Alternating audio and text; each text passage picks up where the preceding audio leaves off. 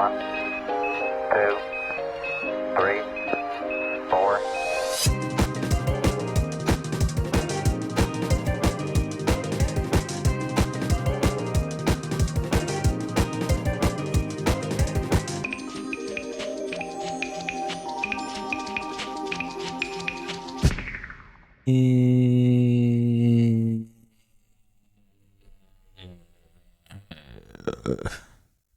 And welcome back to another Nobody's episode. gonna know what they're listening to when they first log in. They're gonna be like, "Am I falling out of an airplane?" Nah, dude, they know I always start with and like really long. Anyone who's listening, at least. But welcome Yeah, back that's true. to another episode of BWB Breakfast with Brothers. Sponsored by Hulk Hogan. Shout out Hulk. Thank you, Hulk.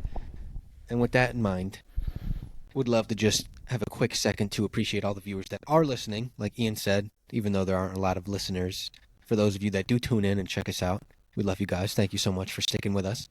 We still got more to come, obviously, and approaching our 50th episode very, very quickly. And once we do, like we said, we're going to be blessing someone's heart with a giveaway. And who knows, maybe it'll be for double this time. Don't know yet. So you have to stay tuned to find out what's going on. So keep your eyes peeled. Maybe it'll be a small comment challenge. Maybe it'll be a scavenger hunt. No idea. Maybe it'll even be spot the thing on Ian's head during one of our previous episodes. First one to tell us what it is. Who knows? Who knows? I'm just brainstorming. But with that in mind, Ian, what are we talking about with the people today? Let's put them on. Money laundering. No, this is an illegal episode. It will not be.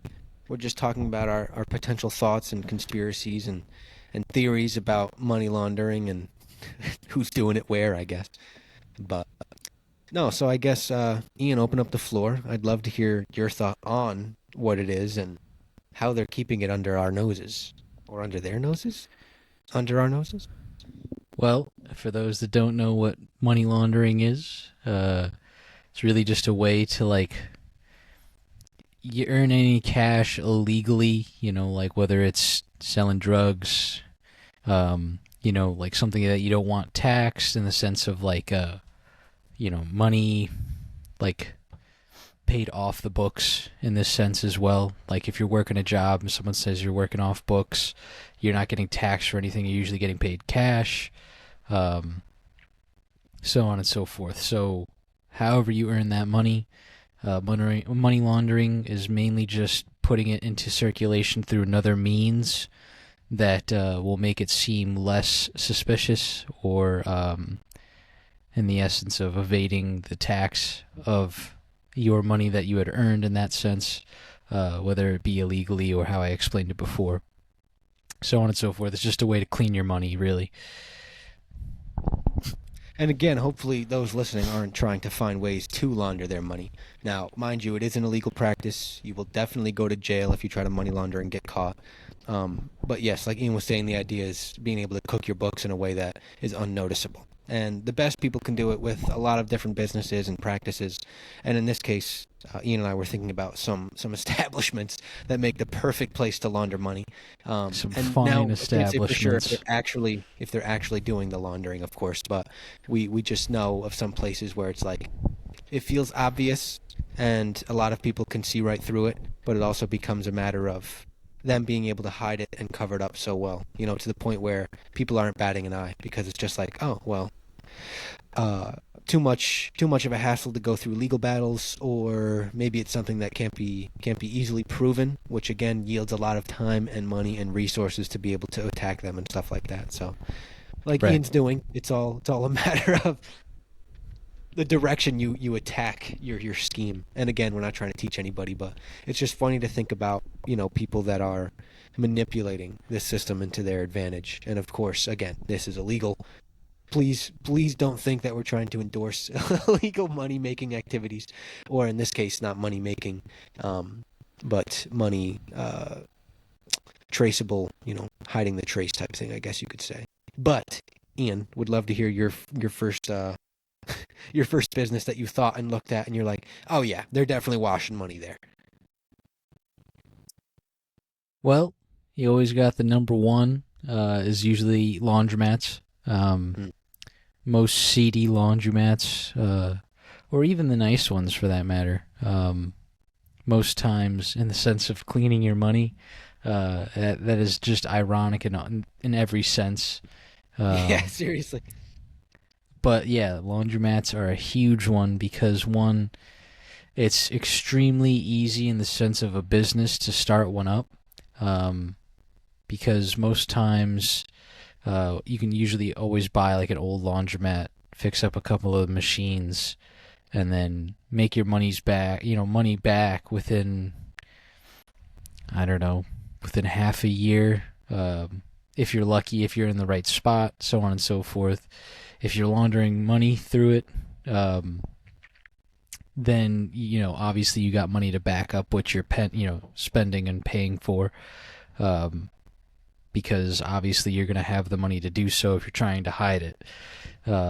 So most times they're going to have like a really nice laundromat, or at least they're going to keep it subpar so that it kind of stays on a low profile. Um, but if you're lucky, you find a nice spot. Everyone goes to that laundromat, or it's like, oh, that's so convenient. It's right next door now, instead of going down, a mile or two to try to get to the first laundromat you get to. So laundromats definitely a big number one on the list because of how simple they really are in the sense of covering up your trails. Yeah, and I guess that makes, so much sense too, because like thinking about shows that have used places like that or similar places of business where it's like Breaking Bad, Ozark, Money Heist might have been one, or maybe that was an opposite direction with that one. But regardless, these shows, are encapsulating like the perfect opportunity for what like money laundering is in the most simple sense. And it's like so at this point obvious in shows when they like talk about it. It's almost like how are businesses in real time getting away with stuff like that? And you think Right. about like the lines of corruption that exist, from people starting just at that base level of, for example, if you own a laundromat, you're likely trying to cover up some, some like heroin you're selling, like 100% some hardcore ass drugs, like just something ridiculous that you're pulling in crazy money that you're trying to get into, a clean fashion so it's spendable, and nobody's asking you questions. So I feel like in real life, I couldn't ever tell you what that looks like. I don't know people that like that sell drugs on a big scale. Of course, besides like rappers that I listen to, or other people that are celebs that you hear all those wild conspiracy theories about, or just, crazy rumors on social media and stuff like that. But it's not like I know anyone personally that's doing stuff like this. And if you do know someone personally, that's crazy. Don't be a rat. But also, again, I'm not sitting here telling you should be endorsing that type of stuff, because in reality, if you are doing that type of stuff, the IRS will probably find out. You're probably going to go to jail. So it's Unless you're just, good. unless you're good. But that's the thing. Like Unless you're nobody's good unless at you're that talking about it. guy. Nobody's good and absolutely blasting themselves on social media. Like, hey, you can do this too. They're not out here on Instagram selling courses, to like the new up and coming people who are trying to wash money or anything like that. It's, I don't know. It's just one of those things that are a swept under the rug topic. It The becomes rub. swept under the rug, swept under the rug topics. Because it's not something that's obviously it's not a commonplace thing. It's not like a legal thing that people are talking about. Like people talk about doing coke or smoking drugs like in other states that are illegal or stuff like that, and people joke about like random crazy dark humor stuff like murder or school shootings and stuff like that.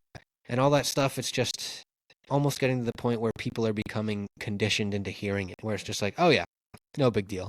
Similar to like a discussion we had a few podcasts ago about people being desensitized to seeing certain things on social media, like seeing people get killed or get shot or places being bombed, stuff like that. This is the same light. Like just because, it's not someone getting shot or killed, the financial schemes that are illegal in everyday life, are just kind of glossed over as another tactic to make money per se. So Right. it's like weird to think, how normal we could talk about it and make it seem that it's just another thing. But in reality, it is a serious thing and is in this case a serious offense. So it's almost like us talking about it feels normal. Like, it's just another conversation like, oh, my favorite flavor of sunflower seeds is barbecue. Oh, and oh yes, I actually just bought a car wash the other day because I was trying to clean up my marijuana money, that type of thing. Where it just becomes like I don't even Commonplace, know how to yeah. describe it. Almost like a second nature feeling, like where you're just like, it doesn't matter to talk about it. It um doesn't bring about worry to talk about it. You're not nervous about it, and that's weird, right? Like, does that feel weird to you? I mean, yeah, of course. Like, it's. I think, not to get too far into that topic, I don't really want to break away too far, but to just kind of answer your question, um, we're overloaded with media in every word of this, every sense of the word. Sorry, Yeah, um, where it's just like we'll see anything and everything. I mean, and it's quite honestly good in some lights, in the sense of knowing people's true intentions. Like that's all you see nowadays is just like, oh yeah, this person did blah blah blah. Now we hate him. Oh yeah, this person did blah blah blah. Now we love her.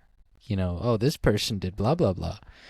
Um, and we find out people's true colors in that sense. yeah, Um, in some ways, it's really good to find out some certain topics, but in other ways, it's also really bad because, well, obviously, some of these people didn't want these things to come out. And I mean the ones that aren't breaking any laws. Just private information, whatever it is, because some guy who is obsessed with this person like dug through every known media source to find certain things, or oh held sure, on to like certain tweets that have been like sent. They screenshotted it like years ago, and for whatever reason, because they were doing good, they just wanted to kind of put them down because they remembered they had that type deal. That's just an extreme example, but and I'm not referring to anyone as just kind of just came off the dome there for a second. but it's an example that makes sense though. I wouldn't Yeah, say, that it's extreme. Yeah, I would almost say that um, it happens a lot as far as like us being accessible to certain media. And even if it is propaganda, there is a lot of stuff that comes out that makes things more transparent. So, yeah. So to finish my thought here, it's like, we're so overwhelmed with all of this media, and it's quite honestly something that I think about like daily, like yeah, to the point where I get frustrated at all of this information being tossed at me. And that goes for anything drama related or celebrity related, sure. all that garbage. Um, Not to hate on anyone who likes this stuff. It's just I find it overwhelming and in most cases repulsive because of how Sure. people act with each other. Um, Well, that's the thing. You can have that opinion and it doesn't matter. Like, yeah, I'm sure you're hurting a lot of people's feelings, but you're also speaking the truth for a whole other group of people. And I think that takes a lot to be able to be not only opinionated, but then to be transparent with why. And that goes for a lot of things we see. Like you were saying with being overloaded with information. I think about right. a lot of that information being false or just a stretch or someone trying to gossip about someone and spread lies. But then there's also the other side of people who just want the truth, and they're attacking people for being hypocrites, or they're trying to attack and not attack, but um, show someone's true colors, via some type of platform, and whether or not that's a Right. social media post or via television, whatever that looks like, it exists and it is possible, to not just be continually fed a bunch of junk. Sometimes it Yeah. is the truth, but like you said, it can be very repulsing, and it can be very almost like you get that, oh my gosh, like who cares, syndrome, where it's just like so much BS, where it's almost nauseating. Yeah, it's just like, God, quickly, the worst platform is X or Twitter, whatever you call it. Absolutely the worst. The most. I am by no means like anywhere to be able to judge, intelligence. I do some dumb stuff sometimes, but my lord, are there just people who have nothing better to do than to comment? It could be hateful, or it could be just like stupid, or to be whatever it might be. It's just some of these people's comments are just downright stupid, just completely a waste of time, pointless. So I can go on, about like a lot of this stuff. And what I'm getting at with that is that, most people just consume this media, and they truthfully feel heavily opinionated about a lot of these like pointless topics. And I feel like we've gone off, but I'm gonna bring it back around with this, hopefully. It's trying to continue my thought. They comment all these things on pointless posts that Right. more than likely the original poster will never really actually care about, which is good. Most times they can tackle it with that and just not answer to anything, and they can post whatever they want. But it's just like all you ever see anymore, all you ever hear anymore, is just like pointless drama that's within the celebrity world and within politics. I'm not getting into that. It's a whole other can. But it's just like people who feed into it, and it's on Facebook too, and I'm sure it's on Instagram still. Any platform, TikTok for that matter too. I mean, there's definitely stuff like that, and then just comments. It's like most times I'm just looking for the funnies. But oh yeah, absolutely. Well, it depends on what you're trying to achieve in those scrolls. Some people right. Look for education. Some people look for just a lazy moment to doom scroll. Other people are looking through, well, who knows? They could just be looking at sexy women, and then other people could also just be looking for something to comment on, to say something, just to share an opinion. And I guess there's another couple categories, but like those are the big ones. Those are the ones I think about, when you talk about people sharing opinions, or people trying to get rowdy with another person, or just social media in general. But continue. Yeah. I was going to say, by no means do I mean to hate on any of the people who are actually giving their true opinions, because everyone's... like, it's welcome. That's what the First Amendment's about. I was going to say, everyone's got the right to do that. But it's the point of... and I can't even like say like that some comments are just useless, because it's not true, because everyone has their opinion, and I'm very much an advocate to having a opinion that can differ from someone else's. I hate the idea that we have to accept everyone's opinion, whether we have the choice or not. Like, it needs to be accepted. It's just that's the opinion. Like, yes, no, I'm sorry. Everyone needs to have everyone can have their own opinion, whether they like it or not. So point is just some of them are just like such stupid, wasteful comments that are made. And that leads me back into like a lot of the needless and like kind of desensitized idea of a lot of these posts, because obviously you have these terrible posts that people are commenting on, that kind of feed into the rest of the media that's being pushed out there.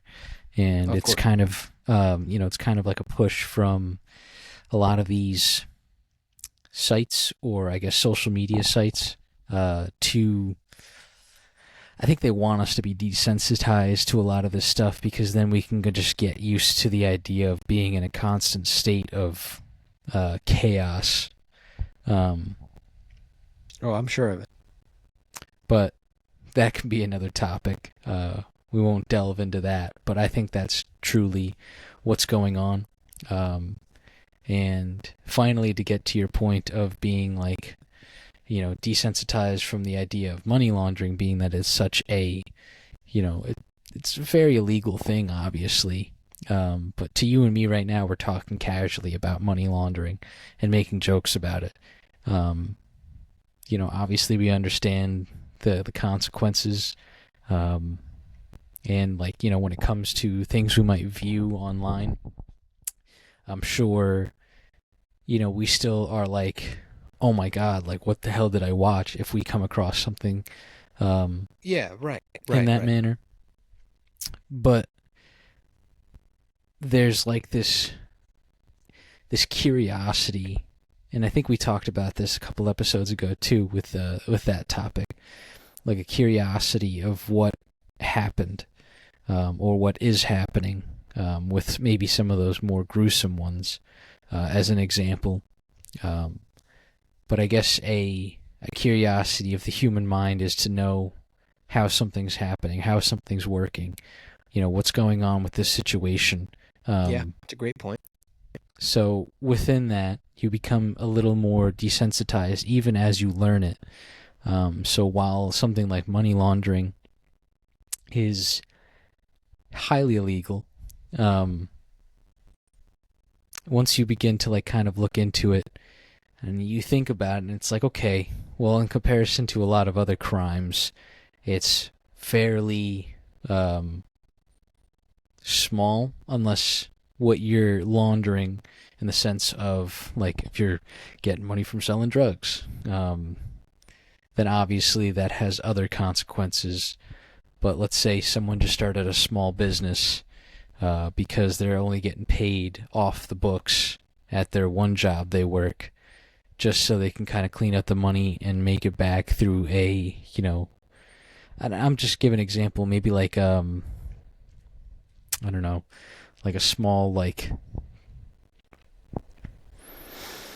a little ice cream truck or something like that, like the little ones that you push or something, like a legal business. I don't know. Yeah, that's what most of those legal businesses exist for, to cover up illegal businesses.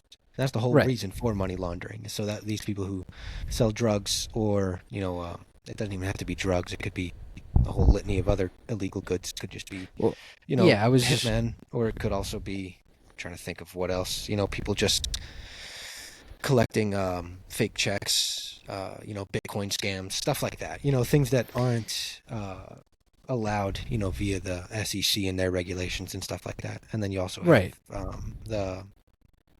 who's that other holding company that, I can't remember. FICA, maybe. I don't remember. I'm trying to think of what it is off the top of my head. But yeah, either way. You were saying about like the what? Sorry, buddy. I was just saying, either way, I was just thinking of like a smaller business for someone who's making, less money than they would within, like, this is the example, like selling drugs, making a good amount of money off of, wanted substance. Like Los Pollos Hermanos. Yeah. No, I mean, I'm not about to sit here and, talk about why people money launder, but I was more going to lead into what you were saying with the desensitization of seeing people doing stuff like that. And that could be laundering. Yeah, please, go ahead. That could be embezzling, that could be a whole different load of tax fraud.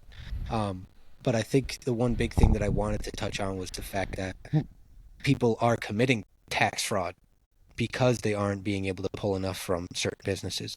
Of course, most of the time, I'm sure they're just trying to cover up their illegal activity. But we wouldn't have people needing to commit tax fraud if we had a normal system in place, something that wasn't working against the average middle-class American. And of course, that would need a lot of time for another discussion as well. But it just made me think about what that looks like as far as us being desensitized. I think there's a big role in why a lot of television shows and so much humor can exist behind this stuff, is because all these little workarounds are just ways that people originally found, that weren't illegal at first, but then people started finding out that some of these loopholes existed for illegal activity, and then they became illegal, for the classification of what tax fraud became. So, I'd like to think that desensitization came from, people who got a little jealous that some people were cheating the system. And of course, I'm not trying to make it sound like that embezzling or money laundering is something that should be legal. By no means, I don't believe that. It's But good. It's good. for people that had to. What? Go ahead. I said it's good. It's good. It's fine. It's fine. Everything okay. But I'm thinking about it as far as what led to the need for people to find these loopholes and break laws, was a lot of regulation and control that we got from the government that we necessarily didn't want. In our defiance, we cheated the system a little bit and turned up on the bad side of things. But I think that's just how it ended up. And based on how we are able to perceive it and our natural curiosities, like you said, just leads us into thinking about, well, now, more ways to cheat the system in either A, legal ways, or B, more illegal ways. So the desensitization just becomes a pathway for us to open up new avenues. And as awful as that sounds, there is the positive side of that, where our desensitization, could be a natural conditioner for something that we're going to experience in the future. And in this case, if we are desensitized to a point where it could be beneficial, it's like 20% beneficial, 80% not beneficial.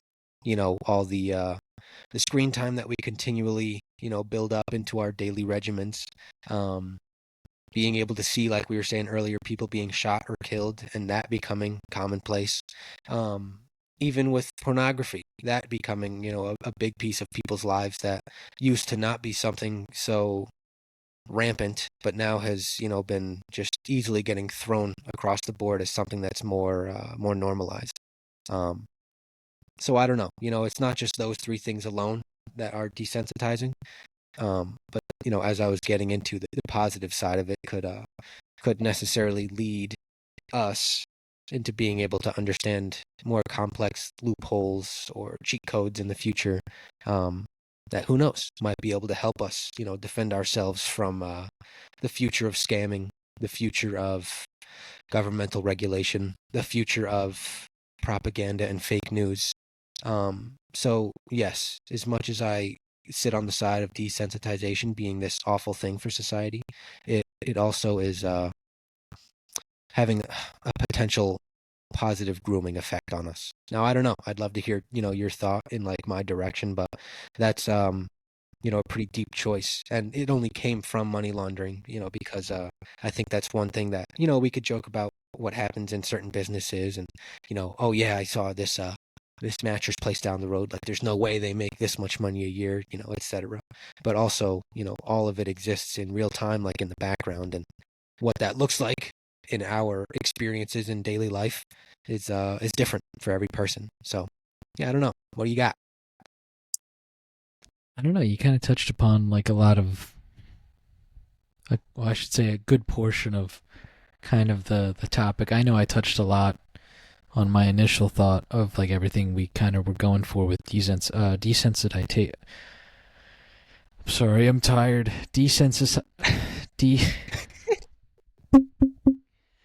Insert words here.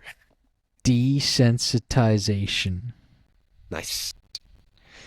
Unagi. With that, I don't know. I really don't have too much more to say. I think we kind of hit enough of that topic within what we were kind of discussing with money laundering.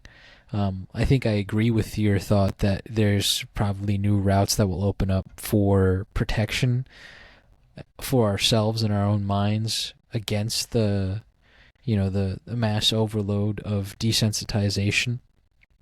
Like you said, scamming is a huge one. The amount of emails I got when I was in college for like phishing Yeah. scams. Oh, Um, sure. like it was kind of like every week I would get like an email, or maybe not every week, but maybe like once a month. We'll say once a month. It's like, okay, make sure you're checking. Be careful of these types of scams, and they'd give you like an example of one or something, just so you know, like, and I've gotten a couple of them, saying like, well, job starts at, here's a free, basically a free job. All we need is your name, number, and like your address, and you get like $475 like for working 3 days. Those were my And favorite doing emails to get, dude. I love those ones. Yeah, and you only work like an hour or 2 hours a day, and it's like, okay, yeah.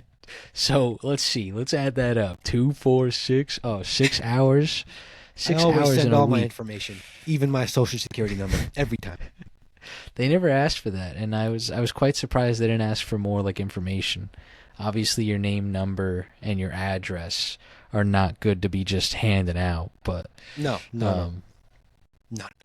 but I was very surprised that I never had any that it's like, oh yeah, social security number, or like driver's license, like a picture of your driver's license. I don't know, Right. just like stuff like that, where it's like, okay, but I think within that it would make it more obvious that it's a scam. Um, so they have to, reduce as much and make people think like, oh, okay, well, it's just my name, number, and my address. Like, it's basically already public knowledge, um, because it technically is. Um, Right, right. but point being is that now these people have your name, number, and your address, and it's like, well, they're probably thinking of doing other things with it because they can. Um, point being is that now we have so much more understanding of these things, scams and Absolutely. alike.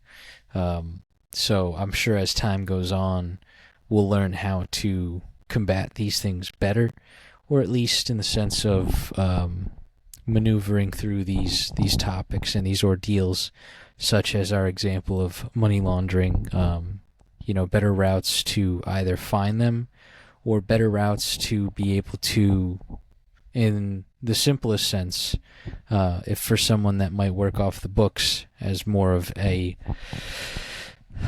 um, easier way and much more legal way of actually either figuring out how to do that, or actually just, whatever it might be.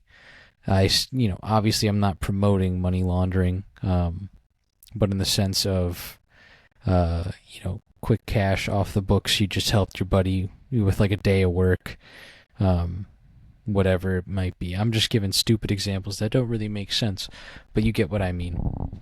There's more than likely going to be routes developed later down the road, that could hopefully push people away from actually money laundering. Well, that's the um, thing. Like you can absolutely work off the books for your buddy. Making money off the books, doesn't mean anything. The idea of what you do with that money could be illegal. That vibe of being working off the books, you're probably going to end up reporting, that type of income in some way. And you can legally, play that number down as far as like what your taxable income looks like. But it's just a matter of cooking the books to your favor is what's illegal. And that's the laundering part that becomes something that is involved with tax fraud. So if you're trying to boost your numbers to more than what you make, that's what money laundering is. And if, for example, you say, for example, make $500 a week at the car wash on the normal amount of money, but you report that you make $750, that $250 that you're cleaning is the money that's coming from your illegal money producing business. So in this case, it's for people that are trying to, conceal money that they made illegally. And in this case, it's usually cash. Not a lot of people are being able to do it like digitally, unless you're doing it in the Web3 space, which is, becoming more and more filled with scammers and people who are trying to steal, people's hard-earned digital currency in this case, or even utilities and art in the NFT idea of things. So money laundering in that most basic sense, in like physical realms, and physical businesses, is something that's been around forever. But now, Right. as it pops up more and more in like the digital space and in Web3, it will be, something that Ian and I were already talking about, that if you are getting an overload of media, that desensitization is not only hurting, but if you can find a way to help it aid you in being able to track down what a scam looks like Ian was saying with the phishing emails, or getting phone calls from people who are looking for information. If you can combat that in a positive way, that's like the one big side of desensitization that becomes the flip side positive that you can use. Everything has a Right. negative and everything has a positive, and it's a matter of how you can approach that situation from your own perspective. And I think that's a hugely important thing for people to understand, that you are the captain of your own ship and you get to make those decisions for yourself in those moments. So if you have, some type of conscious, or also, people who will vouch for you and say that you're, oh yeah, he's a good person, or oh yes, he's level-headed, etc. Those decisions that you make in those, interesting moments are what create you into your future self. And if you want to money launder, like, listen, don't tell you Breakfast with Brothers told you to do it, because we didn't. It wasn't us. Huge disclaimer. Breakfast with Brothers is not money laundering, so thank you. We do not support illegal actions. And that's the thing, like, someone's gonna in the future come and watch this episode and edit it, and they're gonna, splice out the part that says not, and it just says we do indoor. We You're gonna be do. like, damn, They got us, dog. got me again. Frick. This is the 4th time this week. But with that in Damn. mind, Ian, take us out of here, because we gave the people the vibes. Hopefully they won't be doing any illegal activities soon, but again, we're not here to stop you. We're just here to have fun and talk about some crazy breakfast shit. So, the brothers are here to stay. Take us away, baby. So thank you guys so much for tuning in today. All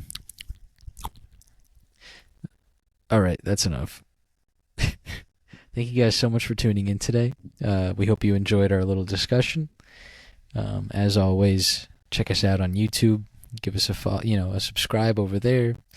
Leave a comment. Let us know what you think. Let us know if you want to talk about something. Not you personally, but you want us to talk about something.